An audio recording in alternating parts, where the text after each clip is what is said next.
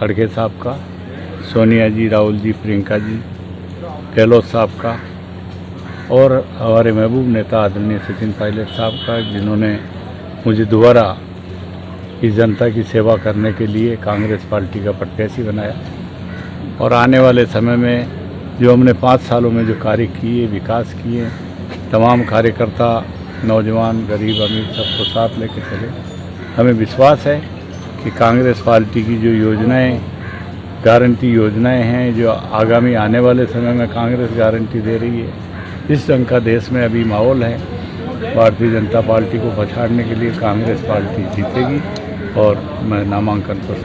सबसे बड़ा मुद्दा है कि मैं यहाँ पे सेवक के रूप में चला, सरकार से विभिन्न योजनाओं का लाभ यहाँ दिलाया और मैंने प्रयास किया कि आज़ादी के बाद मेरे से पहले 14 विधायक बने, उन्होंने भी काम किए होंगे, लेकिन मैंने प्रयास किया कि मैं भी कोई काम में कमी नहीं रखूँ। सड़कें, चाहे स्वास्थ्य, चाहे शिक्षा के क्षेत्र में, पेयजल के लिए जल जीवन मिशन में 550 करोड़ करीब स्वीकृत कराए और ये सब काम उस फेस के थे।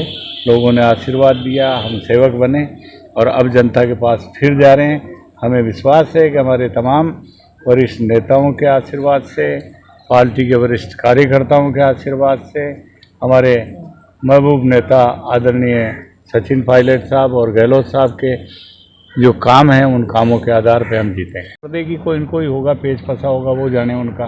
हमें ये पता नहीं कि कौन हमारे सामने लड़ रहा है। हमें तो ये पता है कि हमने लोगों की सेवा की है और सेवक के रूप में जनता हमें स्वीकार करेगी। आपको टिकट मिलने से कुछ लोग नाराज़ भी हैं, इसको लेकर क्या कहेंगे? ये तो हर जगह ही होता है, नाराज़ भी है तो ये जनता। अब मैं नाराज़ हो जाता। मैंने बोला 24 अगस्त को मीटिंग हुई थी आदरणीय पायलट साहब की सदारत में।